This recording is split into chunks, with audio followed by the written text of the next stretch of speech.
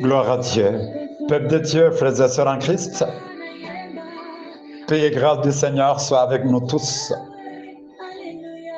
Je viens ce matin juste ajouter un plus sur l'enseignement du mois que nous avons intitulé « La transformation et l'onction divine ». C'est par un sous-thème qui est aussi une question importante de la vie chrétienne. Tout chrétien a-t-il de l'onction de Dieu? Pour bien le développer, lisons ensemble l'écriture d'un Jean 2, 27. Et pour vous, l'onction que vous avez reçue de lui demeure en vous, et vous n'avez pas besoin que personne vous enseigne, mais comme la même onction vous enseigne à l'égard de toutes choses, et qu'elle est vraie et n'est pas mensonge, et selon qu'elle vous a enseigné, vous demeureriez en lui. Parole du Seigneur.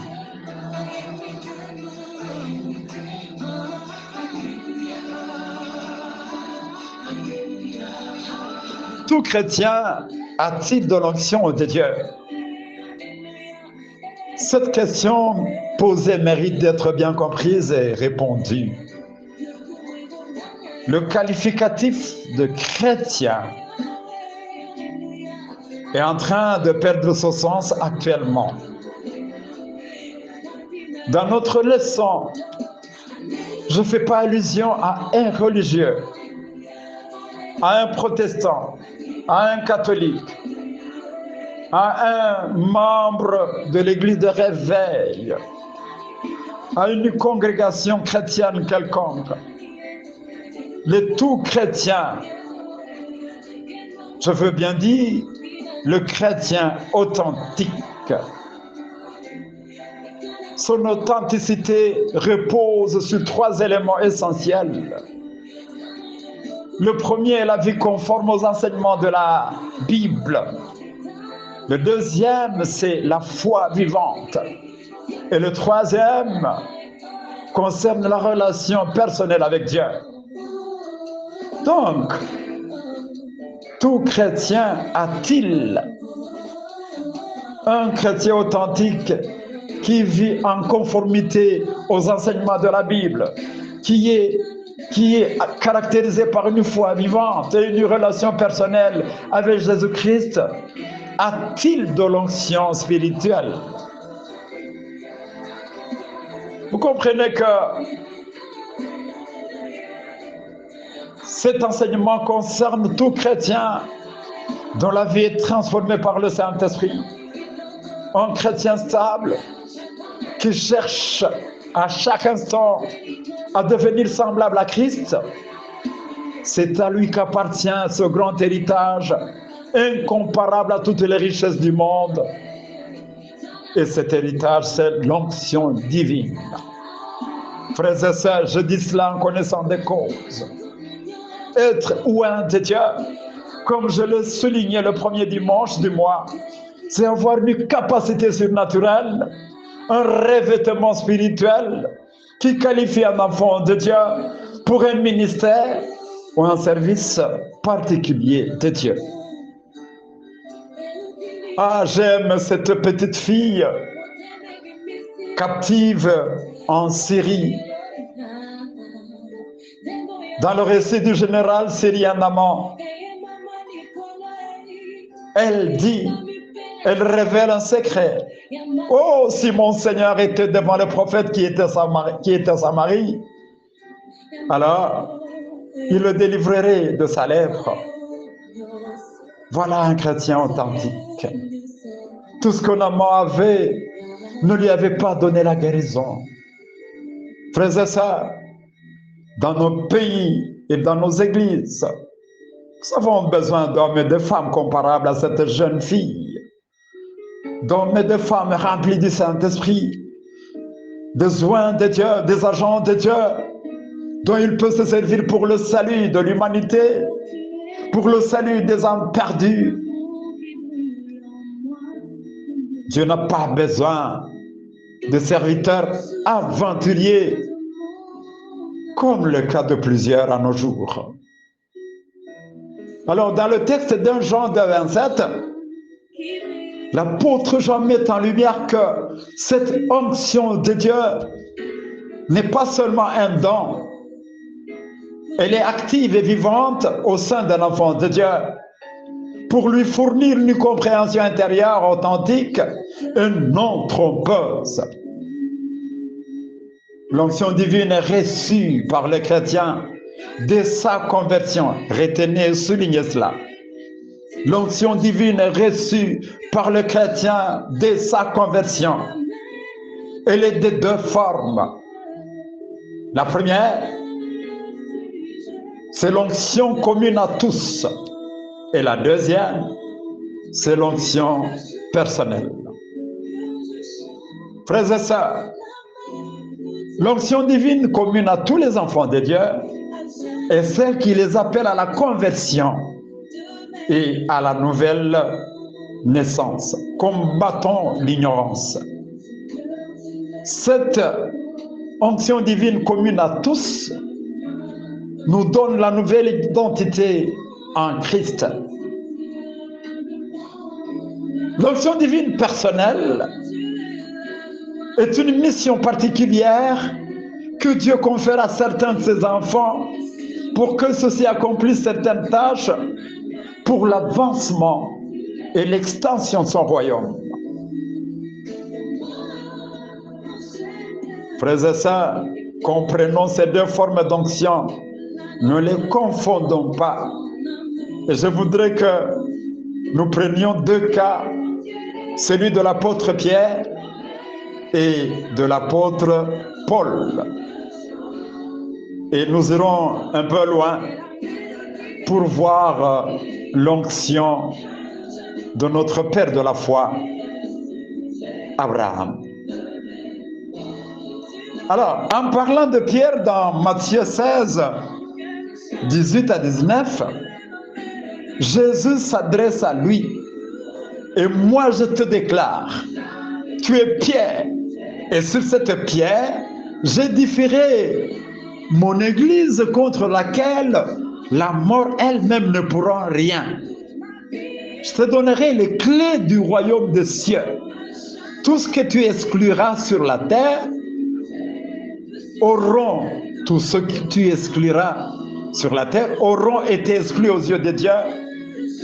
Et tout ce que tu recueilleras sur la terre auront été accueillis aux yeux de Dieu.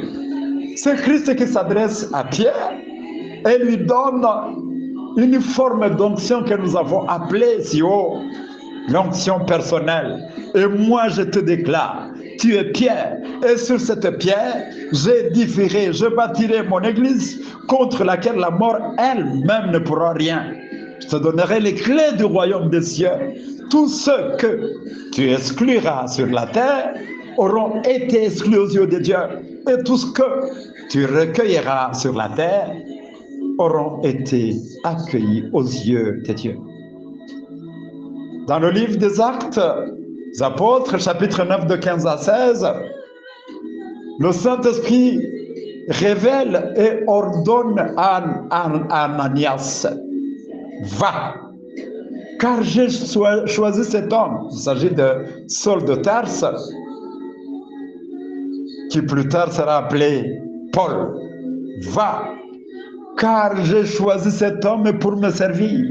Il fera connaître que je suis dans les nations étrangères, à leur roi ainsi qu'aux Israélites. Je lui montrerai moi-même tout ce qu'il devra souffrir pour moi. Frères et sœurs, l'apôtre Pierre est l'unique personne qui avait reçu l'onction d'être l'apôtre des Juifs. C'est bien lui qui a reçu de Dieu une puissance extraordinaire de donner naissance à l'Église. Le jour de la Pentecôte, lorsqu'il s'est tenu devant une foule de milliers de personnes, il a pu prêcher sous l'onction puissante du Saint-Esprit. La Bible nous dit que 3000 personnes ont été amenées à la foi ce jour. Ça, c'est une onction personnelle de Pierre en tant que l'apôtre des Juifs. Quant à Paul, l'apôtre, il est également l'unique personne appelée l'apôtre des païens. Dieu lui a donné une puissance extraordinaire de prêcher la bonne nouvelle partout, en Asie mineure et en Europe, pour gagner des milliers de païens à Jésus-Christ. Dans le livre de Genèse 13-19, il est écrit: alors Abraham déplaça son campement et vint se fixer près des chaînes de Mamré, aux environs d'Hébron, et il bâtit là l'autel à l'Éternel. Cet homme Abraham habitait quelque part dans sa famille. Dieu le soutire de là et l'amène à vivre sous les chaînes de Mamré pour une mission particulière. Alors, Dieu a donné une mission à Abraham, une mission particulière, et son neveu Lot qui vivait sous l'onction de son oncle, s'était séparé de lui et il est allé connaître une fin tragique. Alors, j'ai tiré pour vous et pour moi 6 leçons de cet enseignement. La première, selon l'écriture d'1 Jean 2:27, tout véritable chrétien doit mettre à cœur cette vérité. Le Christ a répandu son esprit sur nous, et comme cet esprit demeure en nous, il nous instruit de tout, et ce qu'il enseigne est vrai et non pas faux.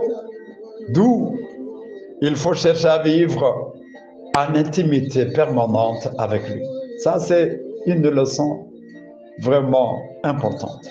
La deuxième leçon, tous les enfants de Dieu ont reçu par la foi un appel général qui les appelle, la tautologie, à la conversion, à la nouvelle naissance. Cette onction divine commune leur confère la nouvelle identité en Christ. Ils ne sont pas spectateurs. Ils doivent activer cette onction afin de donner un bon sel au monde, de la lumière à ceux qui en manquent, et ne pas être influencés par la séduction de ce monde. La troisième leçon, tout le monde n'a pas une onction particulière. Évitons de forcer les choses, de confondre l'onction particulière de l'onction commune. La quatrième leçon, que tu aies l'onction commune ou particulière, tu n'es pas plus que l'autre. Évite de dire c'est moi et rien que moi, car tu ne connais pas ce que Dieu a fait de l'autre, chez qui tu te vantes. La cinquième leçon, nous servons donc en équipe le Seigneur, et par sa souveraineté, il nous a groupés, soit sur son onction divine, soit sous un appel ou une mission particulière. La sixième leçon, qui est vraiment importante, Lot s'est séparé du porteur de l'onction Abraham et est allé vivre à Sodome et à Gomorrhe.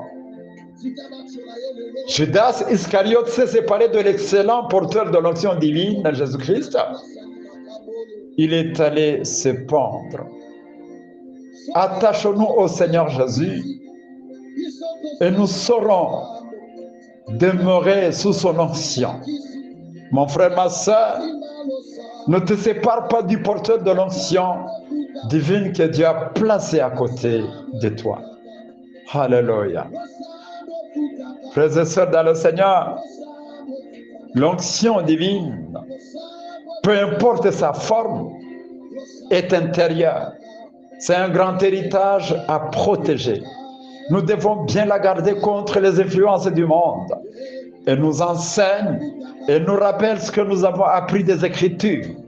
En demeurant dans cette onction, nous sommes appelés à suivre les enseignements que Dieu nous a communiqués, ce qui garantit une vie spirituelle enrichissante et authentique. Que Dieu bénisse ce partage et que son esprit nous aide à le mettre en pratique. Soyons tous bénis au nom de Jésus-Christ. Alléluia.